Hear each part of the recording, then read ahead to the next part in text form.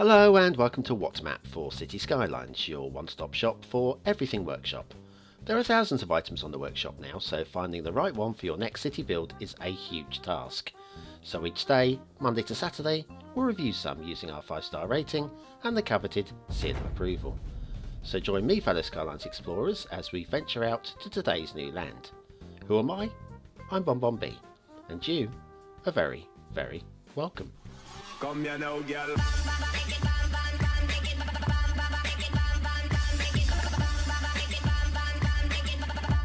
Hello and welcome to What's Map, your one-stop shop for everything workshop. BonBon here, how you doing? Right, it's Tuesday is request day, and today's map is the one that's been on the list the longest, so I figured let's clear it out before it starts to fester. Now, it doesn't look too great from up here, but remember Saturday's map? That didn't look too great either, yet when we got down to ground level, it looked almost photoreal.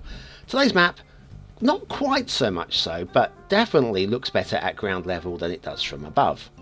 Now, I would like to moan about the creator though, who has changed their name since since uploading the map to the workshop. They went by the name LucaFeo45 at the time. I've got a record of that, and I was expecting to call them that, and they've changed the name to something completely unpronounceable, so thank you so much for that, Luca. You will be called Luca after I get your name right for the first time. Or wrong. One or the other. And if you enjoy me struggling with pronunciations, you know what to do. Yes, you've got to get your finger, you've got to waggle it about, you've got to slap it down the like button, because now it's your daily reminder. You know what to do now.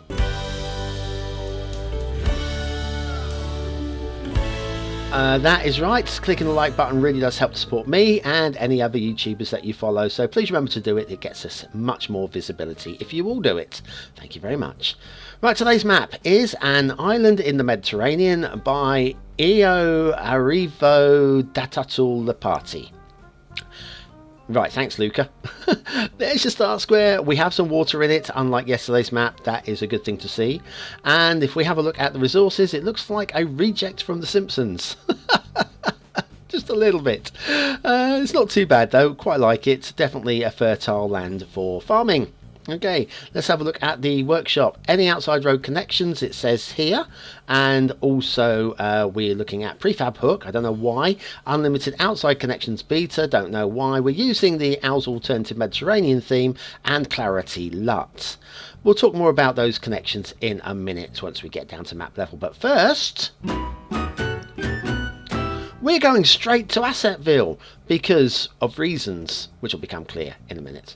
Today's asset is a dry stone wall network by Sparks. These are really quite nice. In fact, the thumbnail on the workshop really doesn't do it any justice whatsoever. They're really good for outlining fields or like rural gardens. Anything like that. These are really quite nice indeed. Very nice texturing on there. Obviously the closer you get to anything, the texturing starts blurring a little bit, but even so, and because it's a network, you can curve the walls as well. It looks really, really nice. And I don't know, I think basically a message is being sent to us here. Help, my tiling, when I pull back it all clips out. Maybe I should have a prop for a mod for that. Ah, yes, I remember what that mod is. I have it, but there is a limit. So there you go, dry stone wall network by Sparks. Today's asset of the day. Let's head over to Themington Island for a quick glance at Clara with the Cornwallian LUT. Clara, of course, by Creative Decks. I thought I'd try a different theme LUT, with Clara, because I find the Clara LUT a little bit too green for my liking. The browns in this, that's a bit more like it. I think it works quite well. Right, factoids. Both UK based today. After the Coal Mines Act of 1911, pit ponies' hours of work were limited to 48 hours a week, and they got 2 weeks annual holiday. I wonder where they went. Probably Blackpool, I imagine. All the ponies go to Blackpool. And then we have, according to government statistics, in 1974, it took 1 hour and 1 minute for the average male worker to earn £1 of rump steak. By 1983, a decade later, it took him only 52 minutes. I'm not sure how long it takes now, but I'm not even sure how much a pound of rump steak costs. But there we are. Anyway, that's the average man. Right, let's head over to An Island in the Mediterranean by Luca. Thank you, Luca. Now, it's a big island, takes up most of the map. There's a huge build plane around the outside of the hills. If you're looking to do something like this kind of map, I know a few of you will be. I think that would work quite nicely. The lack of detailing there doesn't bother me at all, because it, like the way, I mean, the trees almost taper out. I mean, there are no beaches. It'd be nice to see some beaches, but it's not essential. Not everywhere has a beach. This island does nothing for me whatsoever. I don't even know why it exists, other than the fact that it breaks up maybe the sea, possibly. No. The trees, like I say, they taper really quite nicely around, and sort of like there's actually, surprisingly, I thought there would be some drowned trees. I didn't find any on this map. Now we do have this feature. The only thing I'm thankful for this feature is without it, the map would be a little bit just bland. There isn't too much about the map, apart from there's some hills and the terrain looks good, and stuff. And the trees taper what? We've got a thick band of trees around the outside of the hills, which is great because that's where the water would come down to. And then they taper out at the bottom. So that's some quite nice detailing there. And also in the forests, we've got some patches of taller trees as well, which once again breaks up the monotony of the levels of the forest.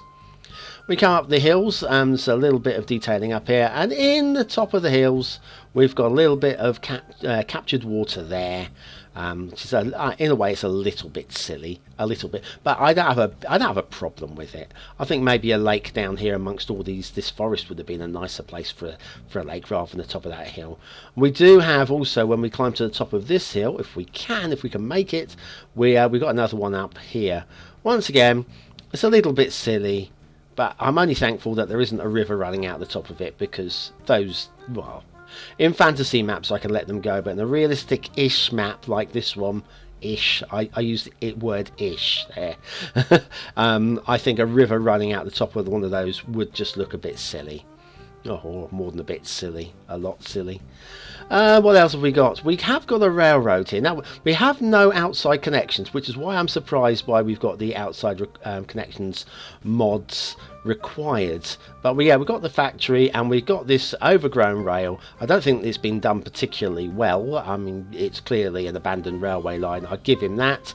I'm not buying into it at all. I don't know why it's here, and I don't know why. Well, I mean, I don't mind that there's no outside connections in terms of rail or road, because it can all be done by shipping and planes.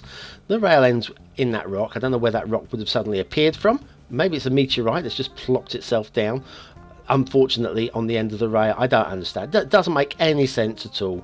I don't know why it's there. I would have been quite happy if it wasn't. We've got plenty of water things going on. Lots of. I'm not buying into the water sources, but beyond the first 2 or 3 feet, I quite like the rivers.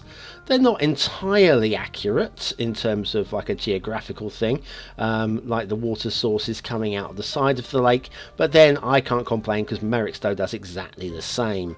Let's have a look at the shipping routes.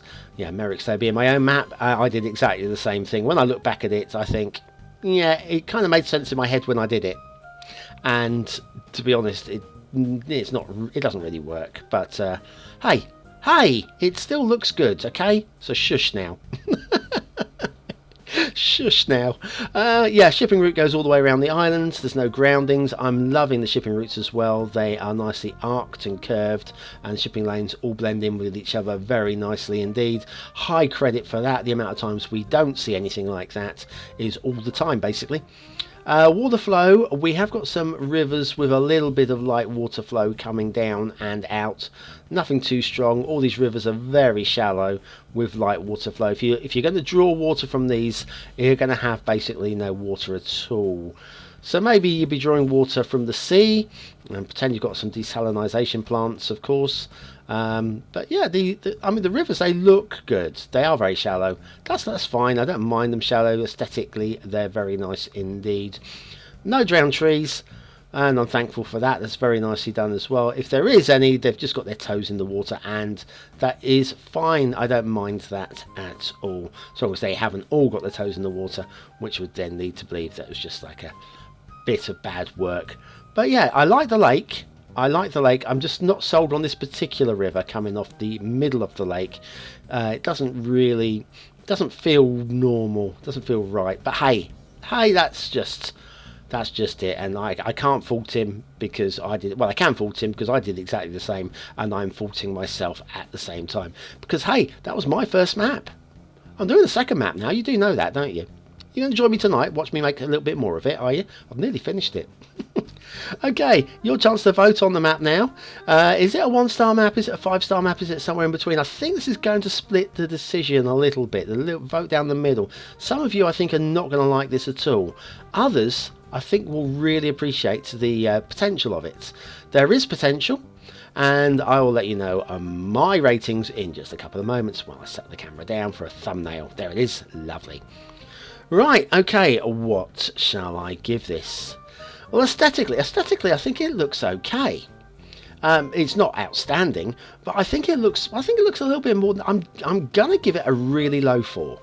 I think it's just a squeeze over a 3, mostly because of the choice of theme, actually. But I think it's a squeeze over a 3. I'm gonna give it 4, but it's a very, very tenuous one. Detailing's not bad. I can't find anything wrong with it, really. I just don't think it shines. And I mean, the blending of the trees is okay. I'm going to give it a middle 3, which is pretty much what I'm going to do for gameplay potential as well. There's no outside connections, which is okay. There's plenty of opportunity for shipping and for a big old airport. I'm going to go 3s for gameplay as well. Nothing wrong with it, really. Just nothing outstanding. An Island in the Mediterranean by Luca. .vo45, as they used to be called. You can't make me say it. You can't. Thanks very much anyway for watching, for commenting, for liking, for subscribing. You're much shorter episode today than yesterday because there was a much less to cover. Much less to cover. You can join me tonight for map making, of course. There's an old map on the screen now if you want to go, and there's a new vote on that if you want to go and vote on that. And I'll see you tomorrow for another map in the What to Map series, and it might be a good one. There's only one way to find out. I'll see you tomorrow morning. Have a great day, and you've been very, very welcome.